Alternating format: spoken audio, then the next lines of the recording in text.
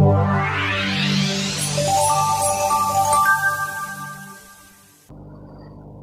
ونصلي ونسلم على أشرف الأنبياء والمرسلين أما بعد فأعوذ بالله السميع العليم من الشيطان الرجيم من همزه ونفخه ونفثه بسم الله الرحمن الرحيم الف لام میم ذلك الكتاب لا ريب فيه هدى للمتقين صدق اللہ العظیم۔ سامعین گرامی قدر، رمضان المبارک اور قرآن کا بہت گہرا رشتہ ہے۔ اللہ رب العزت نے قرآن مجید رمضان المبارک کے آخری عشرے میں نازل فرمایا۔ انا انزلناہ فی لیلۃ القدر، لیلۃ القدر کے مقدس بابرکت رات اسی مہینے کا حصہ ہے۔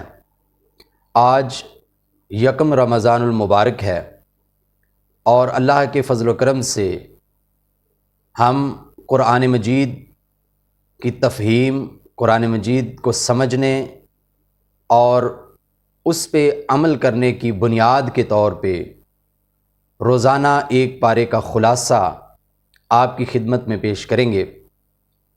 حضرات گرامی، قرآن مجید کا پہلا پارہ، اس میں 2 صورتیں ہیں۔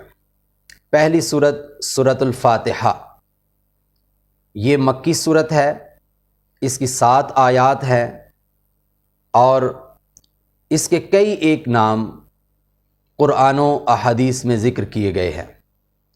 اسے الفاتحہ، سبع المثانی، دعا اور شفا کے ناموں سے موسوم کیا گیا ہے۔ حضرات گرامی، اس کا ایک نام ام القرآن بھی ہے۔ یہ قرآن کی بنیاد ہے، یہ قرآن کا افتتاح ہے، یہ قرآن کا آغاز ہے۔ ترمذی شریف میں نبی کائنات صلی اللہ علیہ وسلم کا یہ فرمان ذیشان موجود ہے، والذی نفسی بیدہ ما انزلت فی التوراۃ ولا فی الانجیل ولا فی الزبور ولا فی الفرقان مثلہا۔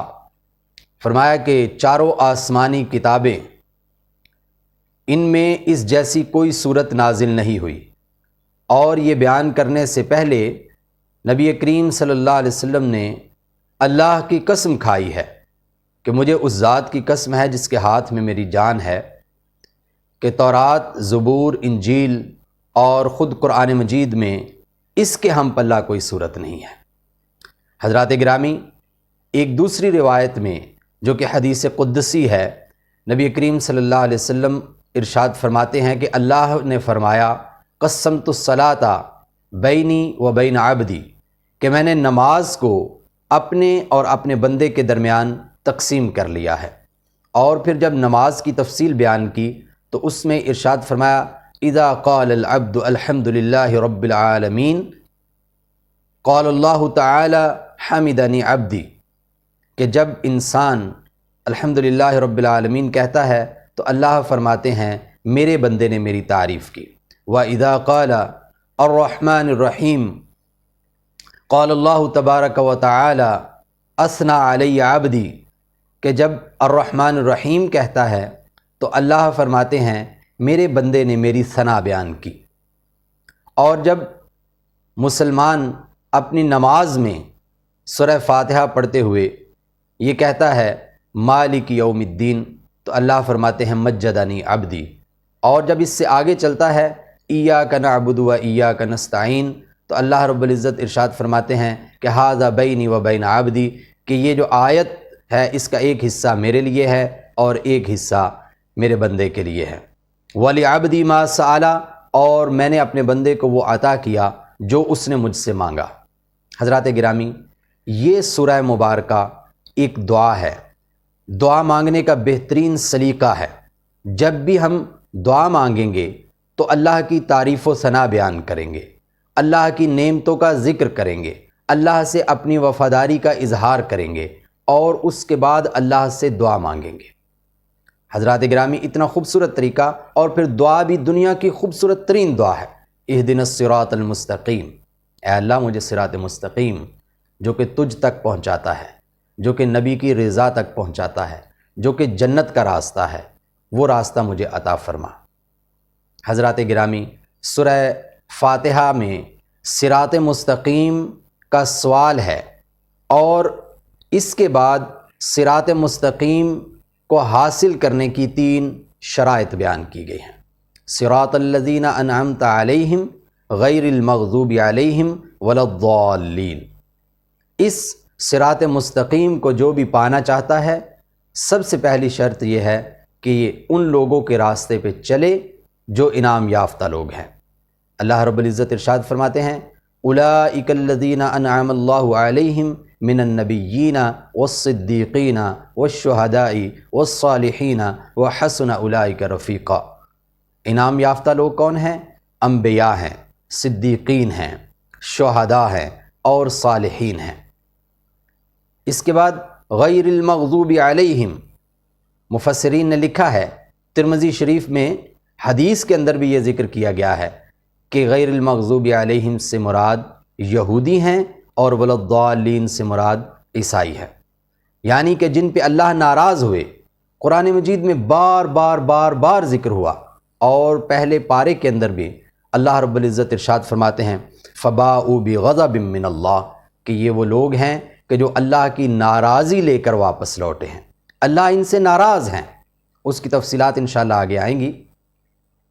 اور جو عیسائی ہیں وہ عقیدت میں گمراہ ہو گئے، عقیدت میں آگے بڑھ گئے۔ یہودیوں نے بھی عقیدت میں کچھ آگے بڑھنے کی کوشش کی۔ وقالت الیہود عزیر ابن اللہ، کہ یہودیوں نے بھی یہ کہا کہ عزیر علیہ السلام اللہ کے بیٹے ہیں، نعوذ باللہ۔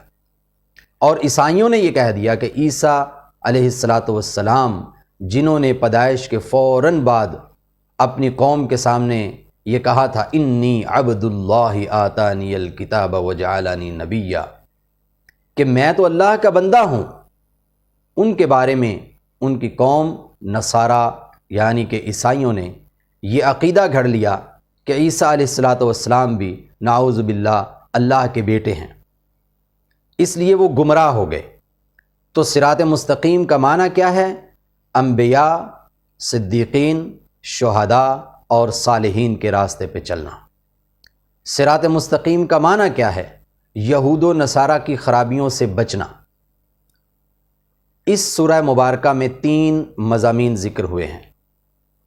پہلی، دوسری اور 5ویں آیت میں توحید کا ذکر ہے، اور پہلی، دوسری اور چوتھی آیت میں توحید کا ذکر ہے، اور 5ویں، 6ٹھی اور 7ویں آیت میں رسالت کا ذکر ہے، اور تیسری آیت میں مالک یوم الدین کہہ کے آخرت کا حوالہ دیا گیا ہے۔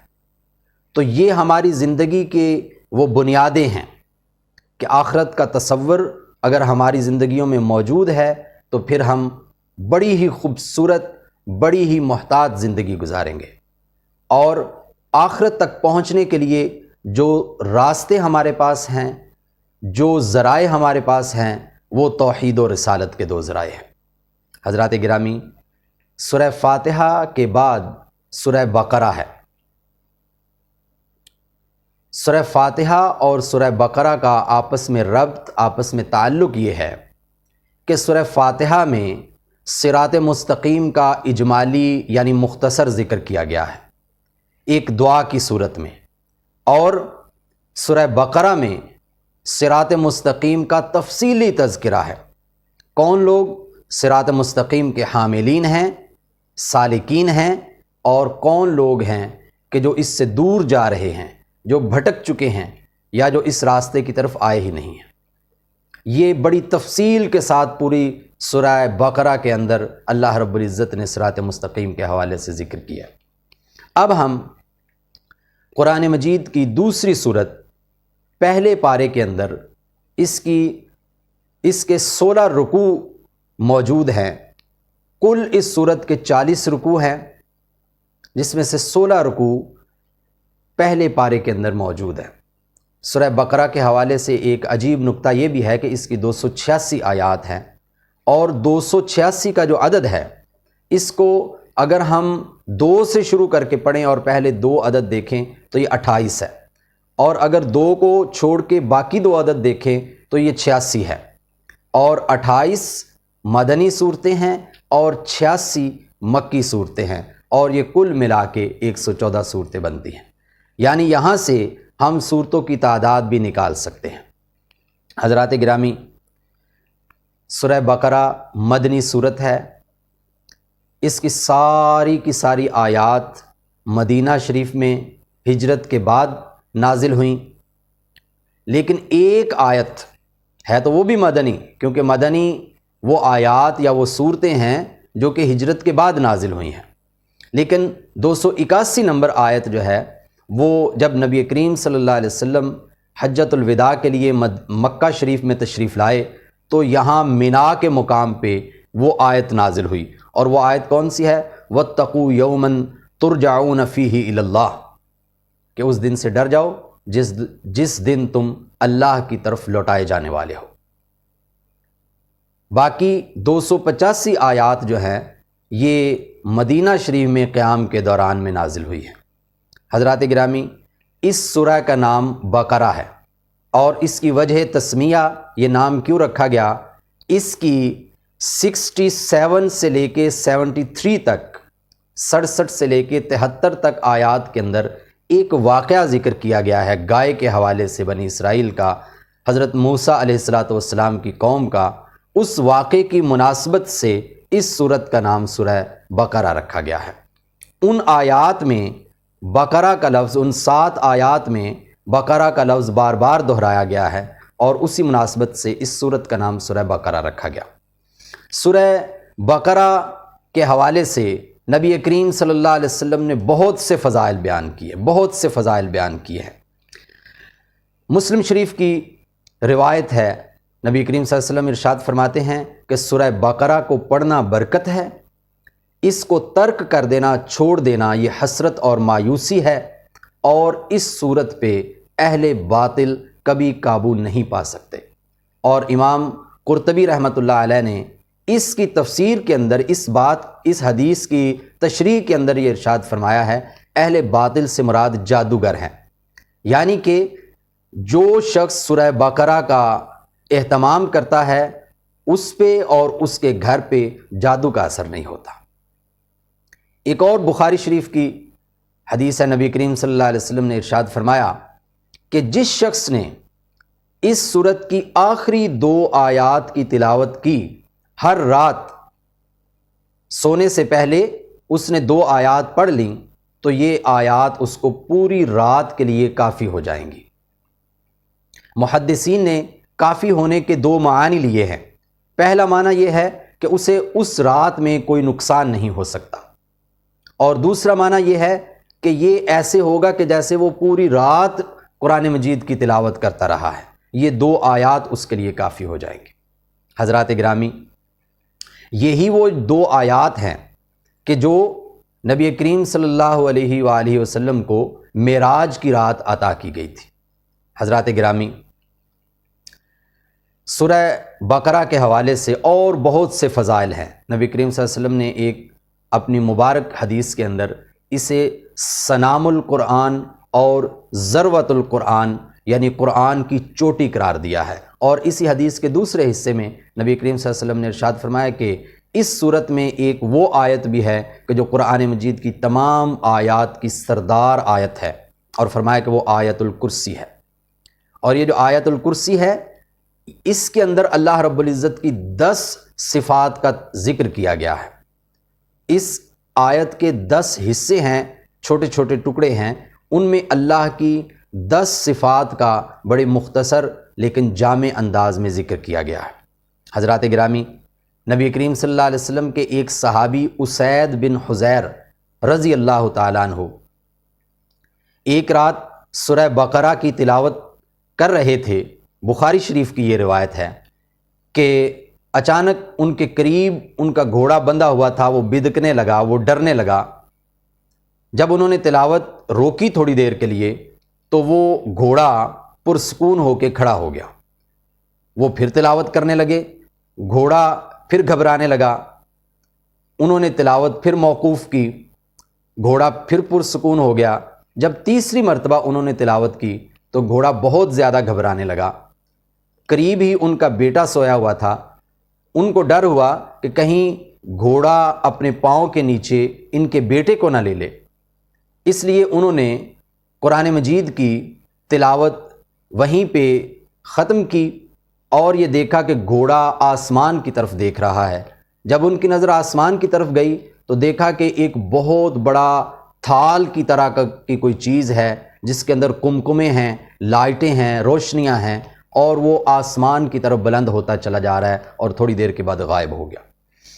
نماز فجر کے وقت نبی کریم صلی اللہ علیہ وسلم کی خدمت میں حاضر ہوئے، واقعہ ذکر کیا تو آپ صلی اللہ علیہ وسلم نے ارشاد فرمایا کہ وہ اللہ کے فرشتے تھے جو آپ کی زبانی سورہ بقرہ کی تلاوت سننے کے لیے قریب آ رہے تھے، اور اگر آپ صبح تک قرآن مجید کی تلاوت کرتے رہتے، سورہ بقرہ پڑھتے رہتے تو وہ فرشتے تلاوت سنتے رہتے اور عام مسلمان بھی ان فرشتوں کی زیارت کر لیتے۔ حضرات گرامی، نبی کریم صلی اللہ علیہ وسلم نے مسلم شریف کی ایک اور روایت میں ارشاد فرمایا کہ سورہ بقرہ اور سورہ آل عمران یہ دونوں صورتیں یہ دو سائبانوں کی طرح قیامت والے دن ہوں گی، جس دن اللہ کے عرش کے علاوہ کوئی سایہ نہیں ہوگا۔ اس دن یہ صورتیں سائبان کی صورت میں اس شخص کے اوپر سایہ کریں گی جو ان کا اہتمام کرتا رہا ہے۔ حضرات گرامی، اب ہم آتے ہیں سورہ بقرہ کی تفصیل کی جانب۔ اس میں اس سورت کو 5 حصوں میں تقسیم کیا جا سکتا ہے۔ پہلا حصہ آیت نمبر 1 سے لے کے آیت نمبر 39 تک ہے، 39 تک۔ اس حصے میں انسانوں کی 3 اقسام ذکر کی گئی ہیں: مومنین، کفار اور منافقین۔ دوسرا حصہ آیت نمبر 40 سے 121 تک ہے۔ اس میں بنی اسرائیل کی تاریخ، بنی اسرائیل پر اللہ رب العزت کے احسانات و انعامات، بنی اسرائیل کی خرابیاں اور نافرمانیاں، اور ان خرابیوں کے نتیجے میں ان کے ساتھ ہونے والا سلوک، اس کے نتائج اور ان پہ نازل ہونے والے عذابات کا ذکر ہے۔ اور ان کے آخر میں یہ بات کہ بنی اسرائیل سے منصب امامت، لیڈرشپ ان سے لے لی گئی اور وہ ذلیل و رسوا ہو کے رہ گئے۔ یہ آیت نمبر 40 سے آیت نمبر 121 تک تذکرہ کیا گیا ہے۔ اور تیسرا حصہ آیت نمبر 122 سے 162 تک ہے۔ اس حصے میں امامت بنی اسماعیل کا ذکر ہے کہ نبی کریم صلی اللہ علیہ وسلم کو آپ کے خاندان کو امامت کا یہ منصب سونپ دیا گیا ہے۔ حضرات گرامی، چوتھا حصہ آیت نمبر 163 سے لے کے آیت نمبر 283 تک ہے، 283 تک ہے، اور اس حصے میں نئی جو امت ہے یعنی کہ امت محمدیہ جس کو لیڈرشپ کی ذمہ داری دی گئی ہے، اس کی کیا ذمہ داریاں ہیں، انہوں نے کیسے زندگی گزارنی ہے، انہوں نے کس طریقے سے حکومت کرنی ہے، انہوں نے کیسے گھر چلانے ہیں، انہوں نے کیسے اللہ کے ساتھ اپنا رشتہ مضبوط کرنا ہے، انہوں نے اپنی ذات کے حوالے سے کیا حقوق و فرائض ادا کرنے ہیں، یہ بہت سی تفصیلات ان آیات میں ذکر کی گئی ہیں۔ اور آخر میں 3 آیات، یہ بہت عظیم الشان دعا ہے، اور اس دعا کا خلاصہ یہ ہے کہ امت محمدیہ کے تمام افراد یہ دعا کرتے ہیں کہ یہ جو نئی ذمہ داری ہمیں ملی ہے، یا اللہ اس کو پورا کرنے کی ہمت اور توفیق بھی تو اپنی طرف سے ہمیں عطا فرما۔ حضرات گرامی، سورہ بقرہ کا وہ حصہ جو کہ پہلے پارے میں ہے، اس میں کل 8 بڑے بڑے مضامین ہیں۔ ویسے تو قرآن مجید کی ایک ایک آیت جو ہے اس میں سینکڑوں مضامین، سینکڑوں مسائل کا حل بھی نکل آتا ہے، لیکن جن موضوعات کا بڑی تفصیل کے ساتھ ذکر کیا گیا ہے، جو اہم موضوعات ہیں، وہ 8 ہیں۔ آج انشاءاللہ الرحمن سورہ بقرہ کے پہلے پارے کے 16 رکوعات کے اندر جو 8 اہم مضامین ہیں ان کا تذکرہ کیا جائے گا۔ سب سے پہلے انسانوں کی 3 اقسام بیان کی گئی ہیں۔ اللہ رب العزت ارشاد فرماتے ہیں ذالک الکتاب لا ریب فیہ ھدی للمتقین، کہ یہ وہ کتاب ہے جس میں کوئی شک نہیں ہے، یہ متقین کے لیے ہدایت ہے۔ حضرات گرامی، یہاں پہ ٹھہر کر ہمیں یہ سمجھ لینا چاہیے کہ قرآن مجید ایک لاریب بے عیب کتاب ہے۔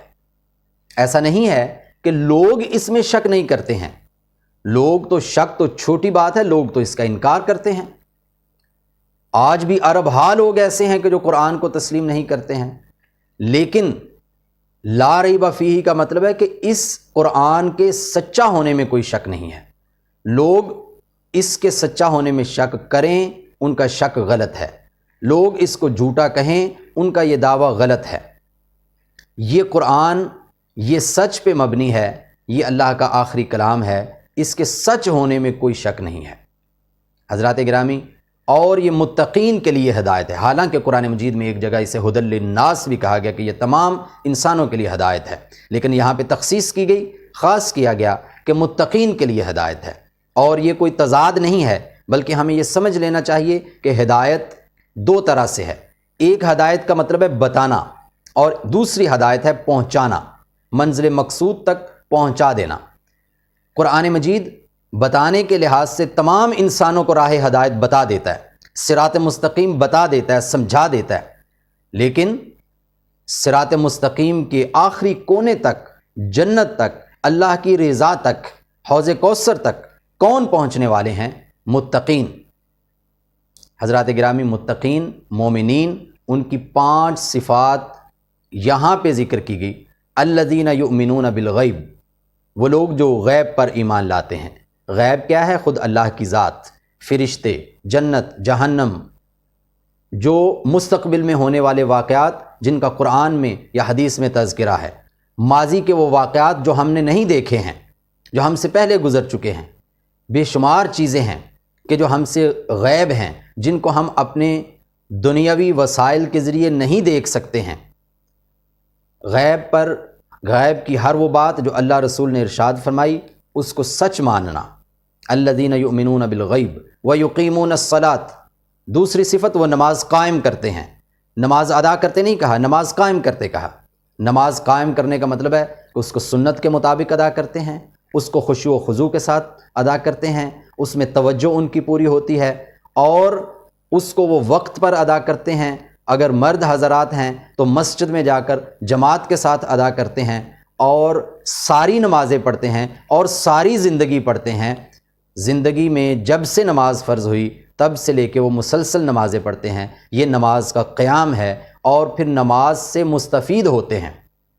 ان الصلاۃ تنہی عن الفحشاء والمنکر، نماز جب بے حیائی برائی کے کاموں سے روکتی ہے، یہ وہ فائدہ اٹھاتے ہیں۔ یہ نماز کو قائم کرنا ہے۔ وَمِمَّا رَزَقْنَاهُمْ يُنْفِقُونَ، تیسری صفت مومنین کی یہ ہے کہ اللہ نے جو ان کو دے دیا ہے اس میں سے وہ خرچ کرتے ہیں۔ حضرت علی رضی اللہ تعالیٰ عنہ رات کو یہودی کے باغ میں مزدوری کرتے، صبح جو پیسے ملتے وہ اللہ کی راہ میں خرچ کرتے۔ جب غزوہ تبوک کے لیے بہت سا مال جمع ہوا تو ایک صحابی ایک پوٹلی میں چند کھجوریں لے کے شرماتا ہوا آ رہا تھا۔ نبی کریم صلی اللہ علیہ وسلم نے اس کی وہ تھیلی کھولی اور پورے بڑے ڈھیر کے اوپر پھیلا کر کہا کہ آپ کا صدقہ اس سارے صدقات کے اوپر حاوی ہو گیا ہے، آپ کے خلوص کی وجہ سے۔ حضرات گرامی، جو اللہ نے دیا ہے، تھوڑا دیا ہے تو اس میں سے بھی خرچ کرتے ہیں، زیادہ دیا ہے تو اس میں سے بھی خرچ کرتے ہیں۔ اللہ ہمیں بھی خرچ کرنے والا بنائے، اللہ ہمیں بھی جو دینے والا ہاتھ ہے وہ بنائے، لینے والا ہاتھ نہ بنائے۔ حضرات گرامی، یہ تیسری صفت۔ اور چوتھی صفت والذین یؤمنون بما انزل الیک وما انزل من قبلک، کہ وہ جو آپ سے پہلے اللہ نے جتنی بھی وحی نازل کی، کتابوں، صحائف کی صورت میں، یا پھر زبانی انبیاء تک جو پیغامات پہنچے، اور جو آپ کی طرف نازل ہوا قرآن و حدیث کی صورت میں، اس پر ایمان رکھتے ہیں۔ وَبِالْآخِرَةِ هُمْ يُوقِنُونَ، پانچویں صفت ان کی یہ ہے کہ وہ آخرت کا یقین رکھتے ہیں، ان کو آخرت کا یقین ہوتا ہے۔ زبان سے نہیں عمل سے، کیونکہ عمل سے زندگی بنتی ہے، جنت بھی جہنم بھی، یہ خاکی اپنی فطرت میں نہ نوری ہے نہ ناری۔ حضرات گرامی، مومنین دوسرے ہیں کفار۔ پہلی 5 آیات میں مومنین کا تذکرہ ہے، 6 اور 7ویں آیت میں کفار کا مختصر تذکرہ کیا۔ فرمایا کہ یہ وہ لوگ ہیں کہ جن کو نصیحت کرنا نہ کرنا، ڈرانا نہ ڈرانا برابر ہیں، یہ ایمان لانے والے نہیں ہیں۔ کیوں؟ اس لیے کہ اللہ نے ان کے دلوں پر، ان کے کانوں پہ مہریں لگا دی ہیں، ان کی آنکھوں پہ پردہ ڈال دیا ہے، اور ان کے لیے بہت بڑا عذاب ہے۔ جو بھی کافر ہے اس کو عذاب کے لیے تیار رہنا چاہیے، کیونکہ اس نے خود انتخاب کیا ہے، وہ خود حزب الشیطان میں گیا ہے، اس نے اللہ کے لشکر کو، اس نے اللہ کی جماعت کو خود چھوڑا ہے، اس لیے وہ اللہ کے غضب کے لیے بھی تیار رہے۔ حضرات گرامی، مومن بھی واضح ہیں، کافر بھی واضح ہیں، لیکن ان کے درمیان میں ایک طبقہ ہے منافقین کا، جو کہ مسلمانوں کے اندر گھسے ہوئے ہیں اپنے مفادات کی خاطر، یا کسی ڈر سے، یا کسی لالچ سے، یا کسی مقصد سے۔ وہ مومن ہے نہیں۔ وَمِنَ النَّاسِ مَن يَقُولُ آمَنَّا بِاللَّهِ وَمَا هُمْ بِمُؤْمِنِينَ، کہ کچھ لوگ ایسے ہیں کہ جو کہتے ہیں کہ ہم اللہ پر اور آخرت کے دن پر ایمان لائے، وَمَا هُمْ بِمُؤْمِنِينَ، حالانکہ وہ مومن نہیں ہیں۔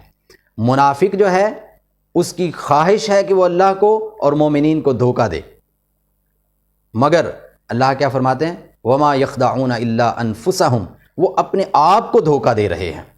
اور منافقت ایک بیماری ہے، فی قلوبہم مرض فزادہم اللہ مرضا، تو اللہ نے ان کو بیماری میں آگے ہی آگے چلا دیا۔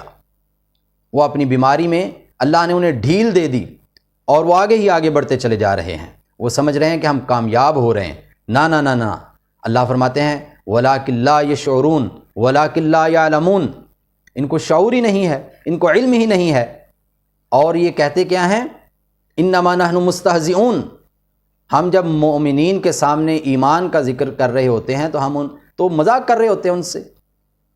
اللہ یستہزئ بہم ویمدہم فی طغیانہم یعمہون، اللہ ان سے مذاق کرے گا۔ اور اس مذاق کی تفصیل حدیث مبارکہ میں نبی کریم صلی اللہ علیہ وسلم نے ارشاد فرمایا، قیامت والے دن مومنین کو نور عطا کیا جائے گا، اس نور کے اندر وہ چل رہے ہوں گے۔ قرآن مجید میں بھی اس کا تذکرہ ہے کہ ان کے سامنے ان کے پیچھے نور ہوگا۔ منافقین جب دیکھیں گے کہ ان لوگوں کے پاس روشنی ہے، نور ہے، تو وہ کہیں گے، وہ ان کے ساتھ ساتھ چلنا شروع ہو جائیں گے۔ تو مومنین ان سے کہیں گے کہ ہمارے ساتھ ساتھ جو چل رہے ہو، تو یہ نور تو پیچھے بانٹا جا رہا ہے، یہ روشنی تو پیچھے تقسیم کی جا رہی ہے، آپ بھی وہاں سے لے آؤ۔ لالچی تو یہ ہیں ہی، فوراً بھاگیں گے کہ ذاتی روشنی ہونی چاہیے۔ جب وہاں پہنچیں گے تو وہاں سے وہ روشنی غائب ہو چکی ہوگی، جب واپس مڑ کے دیکھیں گے تو مومنین بھی وہاں سے جا چکے ہوں گے، اور پھر یہ اندھیروں کے اندر بھٹکتے رہیں گے، اور یہ ڈر ڈر کے زندگی گزارتے ہیں۔ جیسے بادل گرجتا ہے تو لوگ کانوں میں انگلیاں لے لیتے ہیں موت کے ڈر سے، یہ ان کی کیفیت ہے۔ حضرات گرامی، منافقین کا بہت تفصیل سے ذکر کیا گیا ہے۔ آیت نمبر 8 سے لے کے 39 تک ان 32 آیات میں منافقین کا ذکر ہے۔ اندازہ لگائیے، مومنین کا ذکر 5 آیات میں، کفار کا ذکر 2 آیات میں، اور منافقین کا ذکر جو ہے وہ 32 آیات میں، کیونکہ یہ چھپے ہوئے ہیں، کیونکہ یہ آستین کے سانپ ہیں۔ حضرات گرامی، یہ پہلا مضمون ہے کہ انسان کی بنیادی طور پہ 3 اقسام ہیں، اور دوسرا مضمون اعجاز القرآن، سورہ بقرہ کی آیت نمبر 23 کے اندر، 22 اور 23 کے اندر اللہ رب العزت نے ایک بار کفار کو پھر چیلنج کیا ہے کہ اس قرآن جیسا قرآن بنا کر لاؤ۔ یہ پہلا چیلنج نہیں ہے، یہ آخری چیلنج ہے۔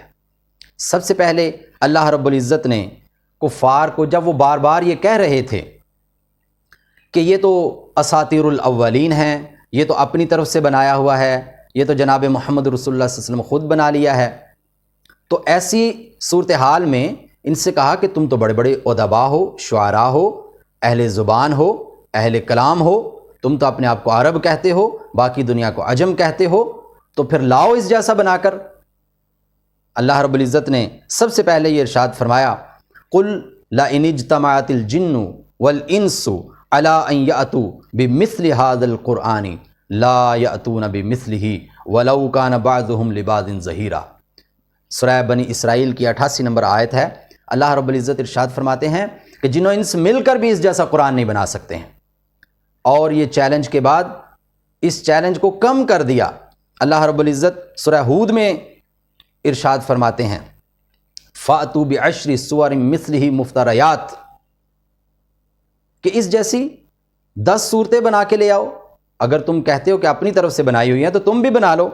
اور ساتھ ہی یہ فرمایا وَادْعُوا مَنِ اسْتَطَعْتُم مِّن دُونِ اللَّهِ، اکیلے نہیں، دنیا بھر کے اندر جس کو بھی ساتھ ملانا چاہتے ہو، اللہ کے علاوہ جس کو بھی ملانا چاہتے ہو ملا لو۔ اور پھر یہاں پہ تیسری بار یہ ارشاد فرمایا فَأْتُوا بِسُورَةٍ مِّن مِّثْلِهِ، کہ اس جیسی ایک صورت ہی بنا لاؤ۔ یہاں پہ یہ نہیں ارشاد فرمایا کہ مثلہ، اس جیسی ایک صورت، مِّن مِّثْلِهِ، جو تھوڑی بہت بھی اس کے قریب اس کے مقابلے کی ہو، تھوڑا بہت ہی اس کے اندر کوئی ایسی تاثیر پائی جائے، اس طرح کی صورت کوئی لے کے آؤ۔ اور فرمایا وَادْعُوا شُهَدَاءَكُم مِّن دُونِ اللَّهِ، اللہ کے علاوہ آپ کے جتنے بھی سردار، جتنے بھی حمایتی، جتنے بھی گواہ، جس کو بلانا چاہتے ہو بلا لو۔ اور ساتھ ہی ان کو یہ تنبیہ فرما دی فَإِن لَّمْ تَفْعَلُوا وَلَن تَفْعَلُوا فَاتَّقُوا النَّارَ الَّتِي وَقُودُهَا النَّاسُ وَالْحِجَارَةُ أُعِدَّتْ لِلْكَافِرِينَ، فرمایا کہ اگر تم ایسا نہ کر سکے، اور یہ بات یقینی ہے کہ تم ایسا نہیں کر سکو گے، تو اس کا نتیجہ کیا ہونے والا ہے؟ اس آگ سے ڈر جاؤ جس کا ایندھن انسان اور پتھر ہیں، اور وہ کفار کے لیے، انکار کرنے والوں کے لیے تیار کی گئی ہے۔ حضرات گرامی، اس کے بعد ایک اور موضوع بڑا اہم ہے،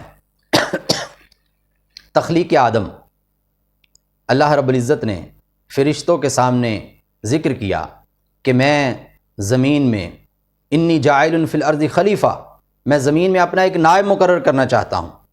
فرشتوں نے ایک سوال کیا پریشانی کے عالم میں، اعتراض نہیں بلکہ ایک علمی نقطہ اٹھایا، پتہ کرنے کی غرض سے، علم حاصل کرنے کی غرض سے، مصلحت معلوم کرنے کی غرض سے، کہ اتنی مخلوقات تو پہلے ہیں، ایک اور مخلوق کی کیا ضرورت ہے؟ حالانکہ وہ مخلوقات ہی پہلے بہت خون خرابہ کرتی ہیں، ایک اور مخلوق یعنی کہ اور خون خرابہ۔ اللہ رب العزت نے فرشتوں کو یہ نہیں کہا کہ یہ جو میں نئی مخلوق بنانے جا رہا ہوں یہ خون خرابہ نہیں کریں گے، بلکہ اللہ نے فرمایا کہ اس کا جو مقصد ہے وہ تم نہیں جانتے۔ اور جب تخلیق فرما دیا، حضرت آدم علیہ السلام کو کھڑا کیا، وَعَلَّمَ آدَمَ الْأَسْمَاءَ كُلَّهَا ثُمَّ عَرَضَهُمْ عَلَى الْمَلَائِكَةِ فَقَالَ أَنبِئُونِي بِأَسْمَاءِ هَؤُلَاءِ إِن كُنتُمْ صَادِقِينَ، میں نے آدم کو ایک صلاحیت دی ہے، اگر تم کہتے ہو کہ اسے نہیں ہونا چاہیے تو پھر تم بتاؤ ان چیزوں کے نام کیا ہیں۔ انسان کے اندر ریسرچ کا مادہ رکھ دیا، انسان کے اندر عقل رکھ دی، انسان کے اندر اختیار، شعور رکھ دیا، سمجھ بوجھ رکھ دی۔ اور علم جو ہے وہ وہی علم ہے کہ جس سے فائدہ اٹھایا جائے۔ علم جامد جو ہے وہ محض انفارمیشن ہے، اس کا کوئی مطلب نہیں ہے کہ وہ علم کہ جس سے کوئی دوسرا فائدہ ہی نہیں اٹھا سکتا یا خود انسان فائدہ ہی نہیں اٹھا سکتا۔ فرشتوں کے پاس بھی علم ہے، لیکن وہ علم اتنا ہی ہے، لا علم لنا الا ما علمتنا، ہمیں نہیں پتا، ہمیں تو اتنا ہی پتا ہوتا ہے جتنا آپ بتاتے ہیں۔ وہ سلسلہ کہ وہ خود سے سوچیں، خود سے تحقیق کریں، اللہ نے ان کے اندر یہ مادہ ہی نہیں رکھا، ان کے اندر یہ صلاحیت ہی نہیں رکھی۔ بہرحال حضرت آدم علیہ السلام کو مٹی سے ان کا جسم بنایا، ان کی روح کو اپنے حکم سے بنایا۔ یسألونک عن الروح قل الروح من امر ربی، لوگ یہ سوال کرتے ہیں کہ یہ روح کیا ہے؟ فرما دیجئے کہ یہ روح اللہ کا حکم ہے۔ اللہ کا حکم کسی جسم میں داخل ہو جائے تو وہ چلنا بھی شروع ہو جاتا ہے، بولنا بھی شروع ہو جاتا ہے، اور عقل و شعور بھی اس کو حاصل ہو جاتا ہے، ورنہ وہ ایک لاش، ایک مردہ ہو جاتا ہے۔ حضرات گرامی، حضرت آدم علیہ السلام کی پیدائش کا جو پورا ایک واقعہ ہے، اور اس وقت جو حالات ہوئے اور شیطان کا اس میں جو کردار ہوا، اس سارے کا ایک بار ذکر سورہ بقرہ کے اس حصے میں ہے جو پہلے پارے میں ہے، اور بھی بہت سی جگہوں پہ یہ واقعہ مختلف انداز میں، مختلف مسالے کے تحت ذکر کیا گیا ہے۔ اور یہاں پہ ضمناً یہ بات بھی ہمیں سمجھ جانی چاہیے کہ اس کائنات میں سب سے پہلا گناہ جو ہے وہ تکبر کا ہے۔ فسجد الملائکۃ الا ابلیس ابا واستکبر وکان من الکافرین، کہ اس نے نافرمانی کی، تکبر کیا۔ یہ تکبر پہلا گناہ ہے۔ اس نے کہا کہ میں آگ سے ہوں، یہ مٹی سے ہے، مٹی نیچے کی طرف جاتی ہے، آگ اوپر کی طرف جاتی ہے، میں بڑا ہوں، میرے اندر زیادہ صلاحیت، اور پھر اس کو عبادت کا تکبر بھی تھا۔ تکبر اس کائنات میں سب سے پہلا، اور تکبر کیا ہے؟ الکبر ردائی ومن نزع عنی ردائی نزعته یوم القیامہ۔ اللہ فرماتے ہیں تکبر میرا حق ہے، تکبر میری چادر ہے، جو میری چادر کو ہاتھ ڈالنے کی کوشش کرے گا میں اس کو قیامت والے دن کھینچ کے جہنم میں پھینک دوں گا۔ حضرات گرامی، زمین پہ سب سے پہلا گناہ حسد، حضرت آدم علیہ السلام کے بیٹوں کے اندر جو جھگڑا ہوا حابیل اور قابیل کے اندر، اس کی بنیاد حسد تھی، اس کی بنیاد لالچ تھا۔ لالچ اور تکبر یہ بنیادی گناہ ہیں، اللہ رب العزت ہمیں ان سے محفوظ فرمائے۔ حسد ایک ایسی بیماری ہے کہ جو انسان کی نیکیوں کو ایسے کھا جاتی ہے کہ جیسے آگ خشک لکڑیوں کو کھا جاتی ہے۔ حضرات گرامی، شیطان اور انسان کا فرق بھی یہاں پہ ذکر کیا گیا۔ شیطان تکبر میں پڑا، سرکشی میں پڑا، واپس نہیں آیا، آگے ہی آگے بڑھتا گیا، قیامت تک بڑھتا جا رہا ہے اللہ کی نافرمانی میں۔ لیکن انسان، حضرت آدم علیہ السلام سے بھی غلطی ہوئی، ان کی سزا بھی بھگتنا پڑی، لیکن توبہ کی، اللہ سے فریادیں کی، ربنا ظلمنا انفسنا وان لم تغفر لنا وترحمنا لنکونن من الخاسرین، کہ اللہ ہم سے غلطی ہوگی، ہم سے ظلم ہو گیا، ہم اپنی جانوں پہ ظلم کر بیٹھے، اگر آپ نے ہم پہ رحم نہ فرمایا، اگر آپ نے ہمیں معاف نہ فرمایا تو پھر ہمارا کیا بنے گا؟ ہم تو نقصان اٹھانے والوں میں سے ہو جائیں گے۔ حضرات گرامی، ایک بہت بڑا مضمون جو اس پارے میں بھی ذکر ہے اور قرآن مجید میں جگہ جگہ ذکر کیا گیا ہے، وہ ہے بنی اسرائیل۔ حضرت یعقوب علیہ السلام کی جو نسل آگے چلی، حضرت یعقوب علیہ السلام کا چونکہ لقب اسرائیل تھا، ان کی اولاد کو بنی اسرائیل کہا جاتا ہے۔ بالخصوص حضرت موسیٰ علیہ السلام کے زمانے میں جو بنی اسرائیل کا کردار تھا وہ یہاں پہ ذکر کیا گیا ہے۔ سب سے پہلے تو بہت اللہ نے انعامات کیے، فرعون سے نجات دے دی، مصر کی حکومت دے دی، جب انہوں نے بیت المقدس کی، فلسطین کی حکومت بھی مانگی، تو جب انہوں نے وہاں جانے سے انکار کیا، لڑنے سے انکار کیا، 40 سال تک یہ بھٹکتے رہے، اور حضرت ہارون علیہ السلام فوت ہوئے، ان کے بعد حضرت موسیٰ علیہ السلام فوت ہوئے، اور ان کے بعد حضرت یوشع بن نون ان کے زمانے میں آ کے 40 سال کے بعد یہ فلسطین کے بھی، بیت المقدس کے بھی مالک بن گئے۔ اور جب تک یہ جنگل میں بھٹک رہے تھے، ان پہ انعامات کی بارشیں ہوئیں، پینے کے لیے پتھر پہ لاٹھی ماری موسیٰ علیہ السلام نے، 12 چشمے، اللہ نے ان کے انتظامات کو چلانے کے لیے انہیں 12 قبائل میں تقسیم کر دیا، اور پھر ان کے اوپر آسمان پہ بادلوں کا سایہ کیا، ان کے لیے من اور سلوہ کھانے کی چیزیں ان کے لیے نازل فرمائی، یہ سارے کے سارے انتظامات ان کے لیے کیے گئے۔